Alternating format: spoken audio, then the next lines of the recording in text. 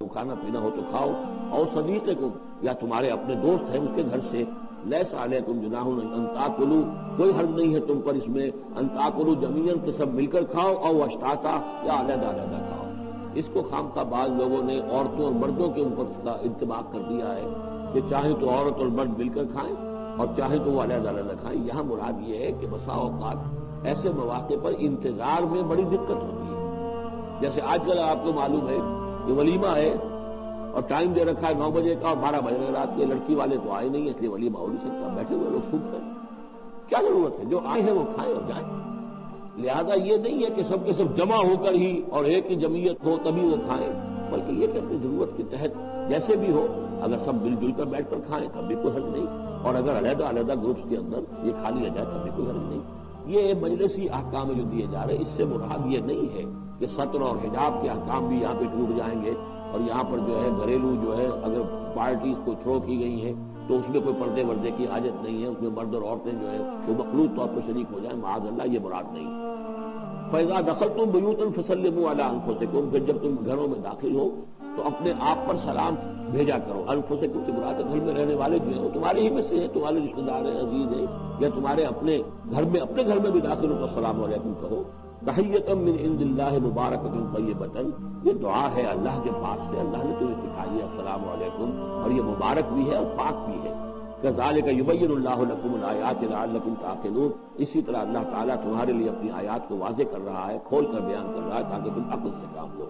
اب آخری جو رکوع ہے اس سورہ مبارکہ کا، اور اس کی کل 3 آیات ہیں، یہ خالص جماعتی زندگی، وہ جو جہاد اور قتال کے لیے یا کسی اور اجتماعی کام کے لیے حضور جب نکلتے تھے اور اہل ایمان آپ کے ساتھ ہیں، اس وقت کیا صورتحال ہونی چاہیے۔ انما المؤمنون الذین آمنوا باللہ ورسولہ، مومن تو صرف وہی ہیں جو ایمان لائے اللہ پر، اس کے رسول پر، اور جب وہ ہوتے ہیں ان کے ساتھ یعنی رسول کے ساتھ کسی اجتماعی کام کے ضمن میں، لم یذهبوا حتی یستاذنوہ، تو وہاں سے جاتے نہیں ہیں جب تک کہ اجازت نہ لے لیں۔ اب آپ نکلے ہیں کسی کام کے لیے، ایک نفری ہے آپ کے ساتھ، لیکن یہ کہ کوئی کہیں کھسک جائے کوئی کہیں کھسک جائے تو یہ تو صحیح نہیں ہے۔ وہ تو یہ ہے کہ اب اس اجتماعی نظم کا تقاضا یہ ہے کہ اب جہاں بھی وہاں سے کوئی عذر پیش آ گیا ہے، کوئی ایسی مجبوری ہے، کوئی جانا ہے، تو اجازت لے کر جائے۔ علی امر جامع لم یذهبوا حتی یستاذنوہ، جب تک اذن نہ لے لیں۔ ان الذین یستاذنونک اولئک الذین یؤمنون باللہ ورسولہ، اے نبی جو لوگ آپ سے اجازت لیتے ہیں وہی ہے کہ جو ایمان رکھتے ہیں اللہ پر، اس کے رسول پر۔ فیستاذنوک، پھر جب وہ آپ سے کوئی اجازت مانگے، رخصت مانگے، لباس شانہم، اپنی کسی عذر کی وجہ سے، فاذن لمن شئت منہم، تو اجازت دے دیجئے جسے آپ چاہیں۔ مطلب یہ ہے کہ جو لیڈر ہے، جو اس وقت سپہ سالار ہے، اسے معلوم ہے سچویشن کیسی ہے، میرے پاس کوئی اضافی نفری ہے جس میں سے میں کسی کو ریلیو کر سکتا ہوں، یا پہلے ہی میرے پاس کم نفری ہے، اس میں کسی اور کی کمی جو ہے وہ اور زیادہ خطرناک ہو جائے گی نتائج کے اعتبار سے۔ لہذا یہ نہیں ہے کہ صاحب میں نے اجازت طلب کی ہے تو مجھے اجازت ملنی چاہیے، یہ نہیں، اجازت کیا ہوئی ہے؟ یہ تو وہی ہے جو تھانے داروں کسی معافی مانگتی ہے، اچھا میں نے تو کچھ نہیں کیا لیکن اگر آپ سمجھتے ہیں کہ میں نے کچھ کیا تو میں معافی مانگتا ہوں، تو یہ تو در حقیقت الٹی دھونس ہے کہ آپ بڑے کمینے آدمی ہیں، میں نے تو کچھ کیا نہیں تھا پھر بھی آپ سمجھ رہے ہیں کہ میں نے کچھ کیا ہے، میں اتنا اونچا ہوں کہ پھر بھی میں معافی مانگتا ہوں۔ یہ در حقیقت وہ انداز نہیں، اجازت تو طلب کرنی ہے تو یہ ہے کہ اجازت لے کر اجازت ملے، اور یہ اختیار جو ہے پھر اے نبی آپ کو ہے کہ آپ چاہے تو اجازت دیں۔ فاذن لمن شئت منہم واستغفر لہم اللہ، اور اس پر بھی ان کے لیے استغفار کیجئے اللہ سے، کیونکہ انہوں نے ظاہر بات ہے اپنے کسی ذاتی کام کو زیادہ اہمیت دی ہے اس اجتماعی کام سے۔ یہ اجتماعی کام نبی کا ذاتی نہیں ہے، یہ دین کا کام ہے، اللہ کے دین کا کام ہے، دین کو غالب کرنا فرض منصبی اللہ کی طرف سے ہوگا، لہذا اس کے لیے تم ان کے ساتھ نکلے ہو۔ لہذا یہاں پر جو ہے اب اگر تم نے اپنے ذاتی کام کو اس دین کے کام سے اہم تر سمجھا ہے تبھی تو یہاں سے رخصت لے کر جا رہے ہیں، یہ خود ایک ہلکی بات ہے، گویا کہ تم نے دین کے کام کو کم تر سمجھا ہے اپنے کام سے اور اس کو اہمیت زیادہ دی ہے۔ لہذا اے نبی ان کے لیے استغفار کیجئے، ان اللہ غفور رحیم، یقیناً اللہ تعالیٰ غفور رحیم ہے۔ ایک بات البتہ نوٹ کر لیجئے کہ یہ مضمون جب سورہ توبہ میں آیا ہے تو اس سے اگلا قدم ہے، یہ چونکہ ہے سن 6، وہ ہے سن 9، 3 سال میں فرق کیا واقع ہوا؟ ابھی تو فرمایا گیا ہے کہ جو اجازت لے کر جاتا ہے نبی وہ وہی ہے کہ جو واقعی ایمان رکھتا ہے، لیکن وہاں فرمایا گیا جو ایمان رکھتے ہیں وہ اجازت لیتے ہی نہیں، وہ جو موقع تھا وہ تھا نفیر عام کا موقع، وہ موقع تھا نہایت ہی سمجھیے ایمرجنسی کا موقع. اس موقع پر اجازت طلب کرنا ہی در حقیقت اس بات کی علامت تھی کہ یہ منافق ہے. لہذا وہاں روکا گیا. آپ نے کیوں اجازت دے دی؟ عفا اللہ عنک لما اذنت لہم، کیوں آپ نے اجازت دے دی؟ آپ نہ دیتے تب بھی انہوں نے جانا نہیں تھا، تو ان کا جو نفاق کا پردہ چاک تو ہو جاتا نا، ان کی حقیقت تو کھل جاتی. تو یہ وقت کے حوالے سے ہے، اور اس کو درجہ بندی بھی کہہ سکتے ہیں. ایک وہ لوگ ہیں جو اس دین کے کام کے لیے اس درجے ہمتن اپنے آپ کو پیش کر چکے ہیں کہ دنیا کے کسی بھی کام کو اس سے اہم تر نہیں سمجھتے، وہ کہتے ہیں اجازت طلب کریں گے. اس سے نچلا درجہ ہے کہ وہ لوگ ہیں جو دین کے اس کام میں لگے ہوئے ہیں، لیکن کم سے کم نظم کی اتنی پابندی تو کرتے ہیں کہ اگر کہیں انہیں ضرورت پیش آ گئی جانا ہے تو اجازت لے کر جائیں. اس سے نیچے وہ لوگ ہیں جو اجازت کے بغیر ہی کھسک گئے تو معلوم ہے ان کا تو سرے سے اس کام سے کوئی تعلق نہیں ہے. تو درجہ بندی ہے، سیڑھیاں ہیں.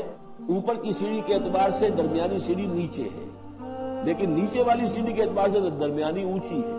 تو یہ ریلیٹیو معاملہ جو ہے رہے گا کہ ایک وہ لوگ ہیں جو سرے سے اس کا بھی خیال نہیں کرتے کہ اجازت لیں. اجتماع ہے، کوئی اس کی معذرت بھی نہیں کی ہے، نہ بعد میں کی ہے، نہ پہلے کہا ہے کہ میں نہیں آ سکتا. معلوم ہوا کہ انہیں کوئی سرے سے احساس ہی نہیں ہے کہ ہم کسی نظم کے پابند ہیں اور ہماری کوئی ذمہ داری ہے.